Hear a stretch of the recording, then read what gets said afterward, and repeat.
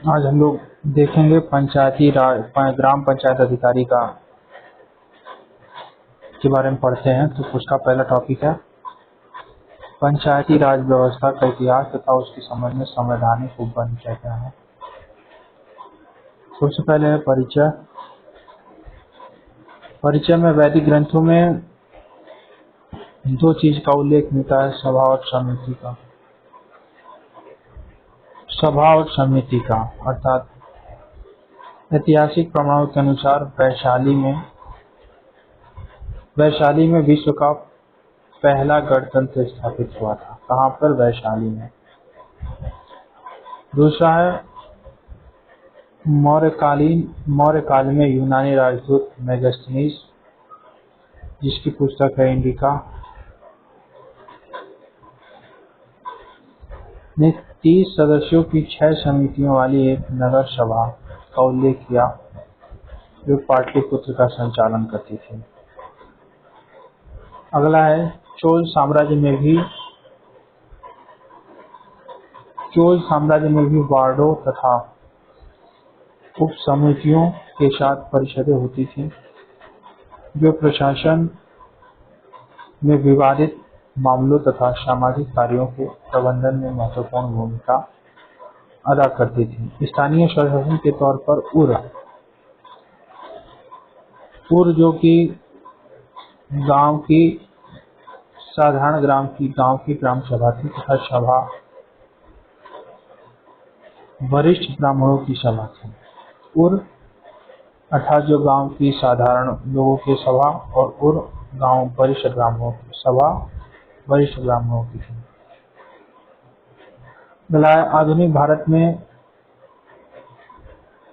आधुनिक भारत में लोकतांत्रिक विकेंद्रीकरण कैसे होता है? तो दो तरीके से। एक होता है ग्रामीण स्थानीय स्वशासन, दूसरा है शहरी स्थानीय स्वशासन। शहरी स्थानीय स्वशासन के जो जनक थे वो हैं लॉर्ड रिपन, और ग्रामीण स्थानीय स्वशासन के जनक है बलवंतराय मेहता। ग्रामीण स्थानीय स्वशासन बलवंतराय मेहता और शहरी स्थानीय स्वशासन लॉर्ड रिपन। कुछ महत्वपूर्ण बातें यहाँ से निकलेंगी। भारत में स्वतंत्रता के पश्चात 2 अक्टूबर 1959 को जवाहरलाल नेहरू ने राजस्थान के नागौर जिले के बगदरी गांव में लोकतांत्रिक विकेंद्रीकरण के तहत पंचायती राज व्यवस्था लागू की। पंचायती राज व्यवस्था को तृणमूल लोकतंत्र अर्थात ग्रास रूट डेमोक्रेसी अर्थात जमीनी स्तर पर लोकतंत्र के रूप में जाना जाता है। संवैधानिक दर्जा देखते हैं। हमारे संविधान में नीति निर्देशक तत्वों डीपीएसपी के अनुच्छेद 40 में कहा गया है कि राज्य ग्राम पंचायत का गठन करने के लिए कदम उठाएगा। मैंने अनुच्छेद डीपीएसपी के तहत आर्टिकल 40 में राज्य को ये निर्देश दिया गया है कि वो ग्राम पंचायत के लिए कदम उठाएगा, पर ऐसा हो नहीं सका। इसके लिए 24 अप्रैल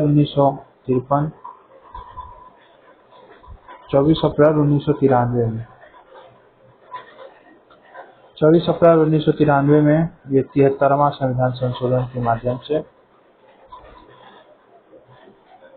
पंचायती राज संस्था को संवैधानिक मान्यता प्रदान की गई।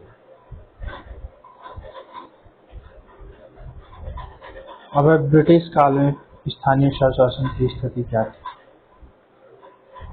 तो 1857 की क्रांति के बाद भारत के शासन का नियंत्रण ब्रिटिश क्राउन के हाथों में आ गया। फिर धीरे धीरे स्थानीय स्वशासन को प्रारंभ करने का दौर शुरू हुआ। सर्वप्रथम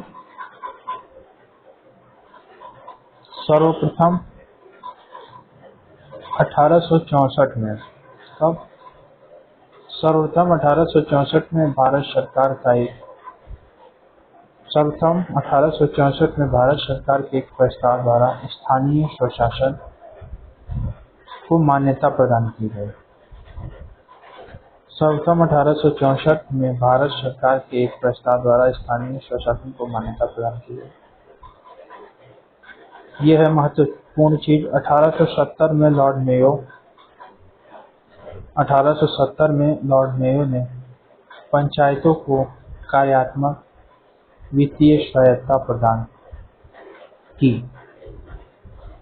तो 1870 में पंचायतों को वित्तीय स्वायत्तता, कार्यात्मक वित्तीय स्वायत्तता मिली। कब? 1870 में, लॉर्ड मेयो के प्रयास से। फिर 1882 में तत्कालीन वायसराय लॉर्ड रिपन 1882 में तत्कालीन वायसराय लॉर्ड रिपन ने स्थानीय स्वशासन के लिए एक प्रस्ताव पारित किया, जिसके द्वारा पूरे देश में उपखंड अथवा तालुका बोर्ड तथा जिला बोर्ड स्थापित करने का सुझाव दिया गया। इस प्रस्ताव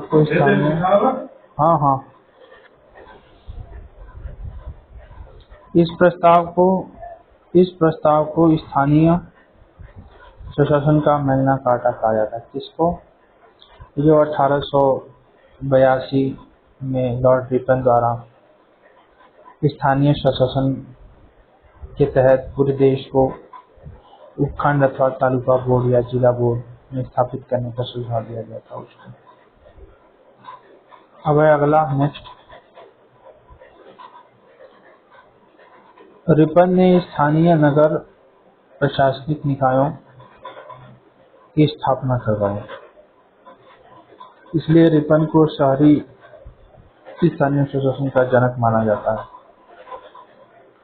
रिपन ने स्थानीय नगर प्रशासनिक निकायों की स्थापना करवाई तथा उन्हें नगरीय प्रशासन से संबंधित महत्वपूर्ण दिशा दिए।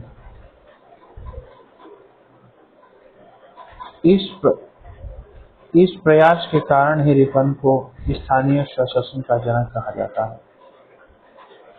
अब है 1919 के भारत सरकार अधिनियम के अंतर्गत प्रथम बार स्थानीय स्वशासन को केंद्र से हटा दिया गया। जब प्रांतों में द्वैध शासन लागू हुआ था 1919 के द्वारा, उसी समय ही प्रथम बार स्थानीय स्वशासन को केंद्र से हटा दिया गया। तो 1919 के द्वारा ही स्थानीय स्वशासन को केंद्र से हटाकर राज्य का विषय बनाया गया। अब 1926 में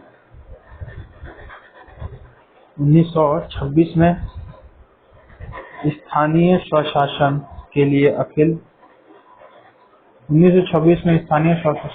अखिल भारतीय स्थानीय स्वशासन संस्था की स्थापना की गई। 1926 में स्थानीय स्वशासन के लिए अखिल भारतीय स्वशासन संस्था की स्थापना की गई।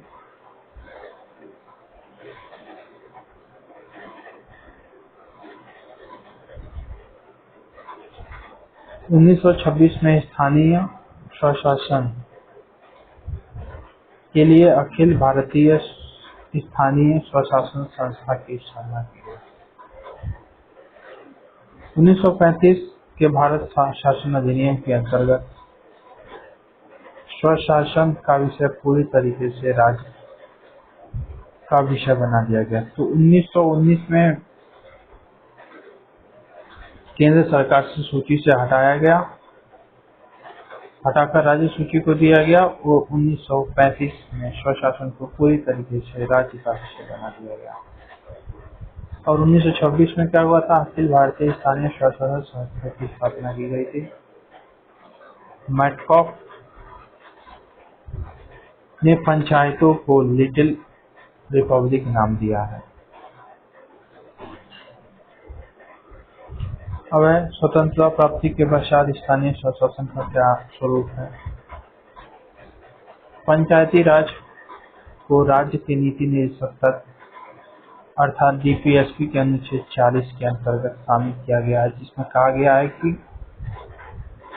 राज्य ग्राम पंचायतों के गठन के लिए एक कदम उठाएगा और उन्हें अधिकार व शक्तियां प्रदान करेगा। अगला है स्वतंत्रता के बाद केंद्र में पंचायती राज एवं सामुदायिक विकास मंत्रालय की स्थापना की गई।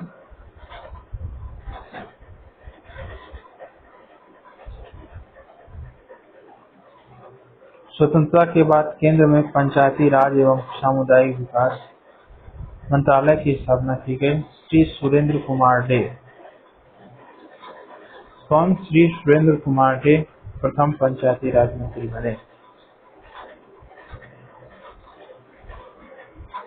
अब पंचायती राज पर विभिन्न समितियां हैं, देखते हैं, जो कि बहुत ही महत्वपूर्ण है। पहला है बलवंत राय मेहता समिति। बलवंत राय मेहता पंचायती राज व्यवस्था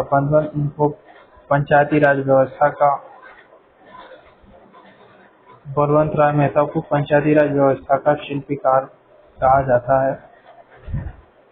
जनवरी 1957 में भारत सरकार ने जो सामुदायिक विकास कार्यक्रम 2 अक्टूबर 1952 को आया था, इसकी विवेचना के लिए ही जनवरी 1957 में भारत सरकार सामुदायिक विकास कार्यक्रम, जो कि 1952 में, और एक आया था राष्ट्रीय विस्तार सेवा कार्यक्रम 1953 में, इन दोनों कार्यक्रमों की समीक्षा के लिए जनवरी 1957 में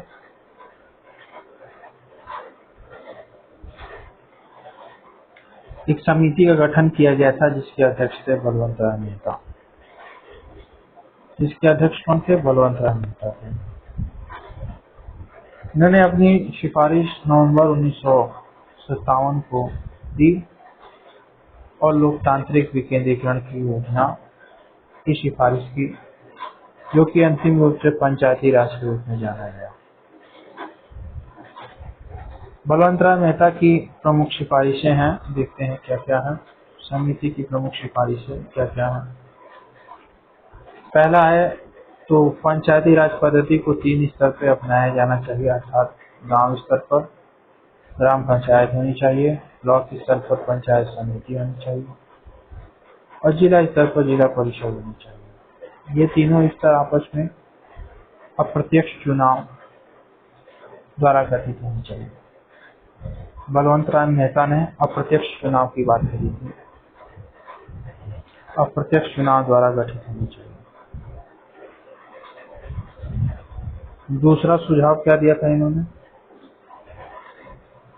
ग्राम पंचायत की स्थापना। अच्छा, इन्होंने कहा था ग्राम पंचायत की स्थापना प्रत्यक्ष रूप से चुने हुए प्रतिनिधि, अर्थात जो प्रधान का चुनाव ग्राम सभा द्वारा प्रत्यक्ष रूप से चुना जाना चाहिए, और पंचायत समिति और जिला परिषद का चुनाव सदस्यों के द्वारा होना चाहिए, चुने हुए सदस्यों के द्वारा। प्रत्यक्ष रूप से चुने प्रतिनिधियों द्वारा होनी चाहिए, जबकि पंचायत समिति और जिला परिषद का गठन अप्रत्यक्ष रूप से चुने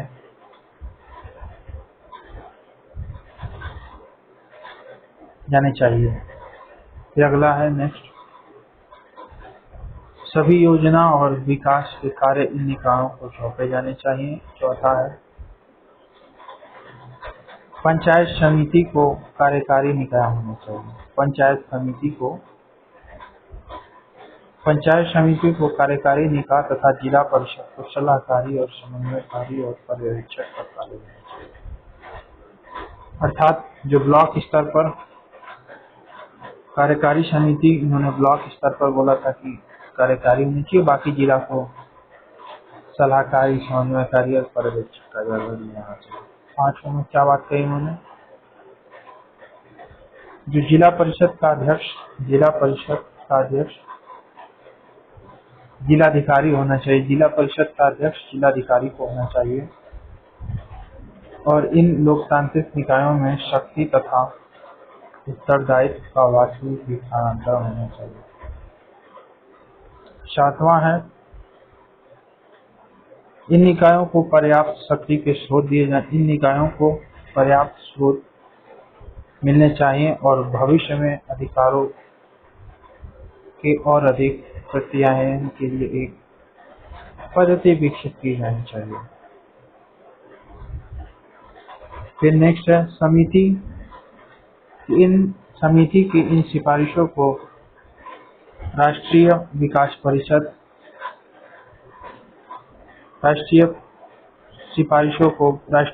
परिषद द्वारा जनवरी 1958 में स्वीकार किया गया।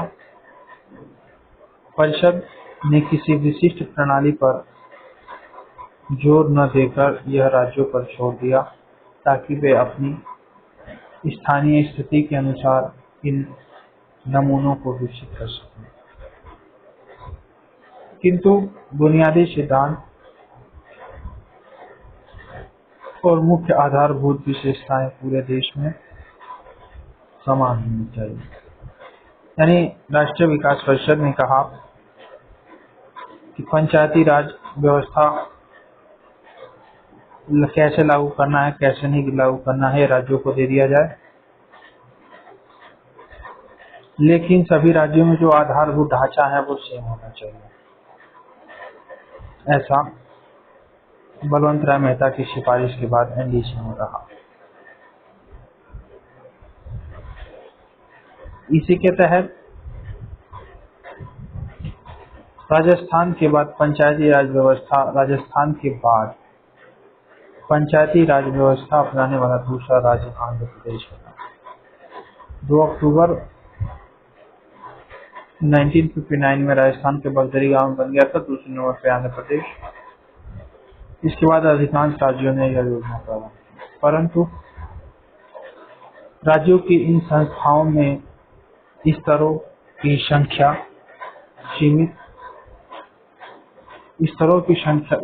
संख्या समिति और परिषद की सापेक्ष स्थिति, उनका कार्यकाल, संगठन कार्य, राजस्व और अन्य तरीकों में अंतर था। उदाहरण के लिए देखा जाए तो राजस्थान ने त्रिपक्षीय पद्धति अपनाई जबकि तमिलनाडु ने द्विस्तरीय पद्धति अपनाई। राजस्थान ने त्रिपक्षीय, तमिलनाडु द्विस्तरीय और पश्चिम बंगाल ने 4 स्तरीय पद्धति अपनाई। राजस्थान आंध्र प्रदेश पद्धति में पंचायत समिति मजबूत थी क्योंकि नियोजन व विकास की इकाई राजस्थान व आंध्र प्रदेश में पंचायती समिति मजबूत थी क्योंकि नियोजन व विकास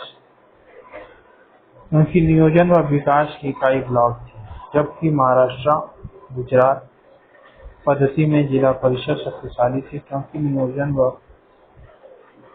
विकास की इकाई जिला थी। कुछ राज्यों ने न्याय पंचायत की भी स्थापना की जो छोटे दीवानी या आपराधिक मामलों के लिए थी। अब है अध्ययन दल समितियां। ये कुछ क्वेश्चन आंसर है जो ऊपर दी गई बातों पर आधारित है, देखते हैं।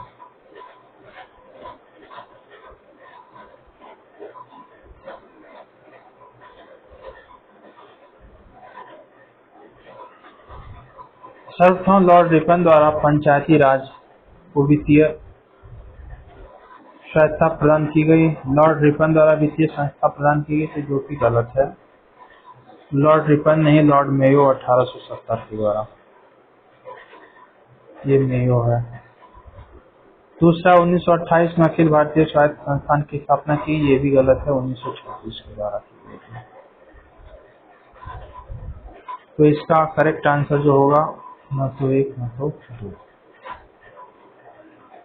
दूसरा क्वेश्चन है, भारत में सबसे पहले पंचायती राज व्यवस्था किस ग्राम में स्थापित की गई? बगदरी गांव, राजस्थान के 2 अक्टूबर 1959।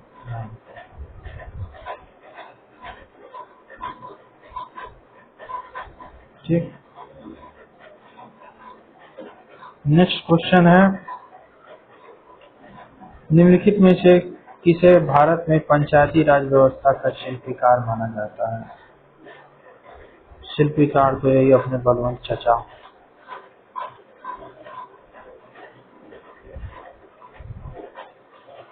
पंचायत बलवंत राय मेहता समिति की सिफारिश के अनुसार निम्नलिखित कथनों पर विचार कीजिए तथा सही कथन का उत्तर दीजिए। क्या कथन है? पंचायत समिति को कार्यकारी निकाय होना चाहिए, तो एक सही बात है। जिला परिषद को सलाहकारी और पर्यवेक्षक होना चाहिए, दोनों सही है। पहला और दूसरा दोनों बातें सही है।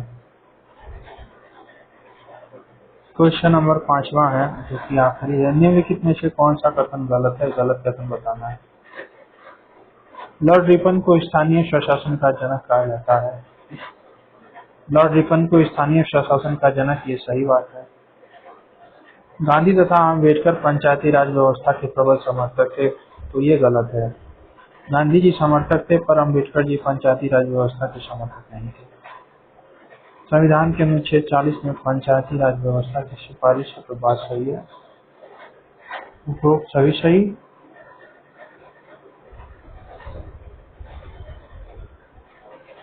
ये भी गलत है। उपरोक्त सभी कहाँ सही हो जाएंगे? तो ये गांधी तथा अम्बेडकर पंचायती राज व्यवस्था के प्रबल समर्थक। गांधी जी समर्थक थे, अम्बेडकर जी समर्थक नहीं थे। वो बस हो गया।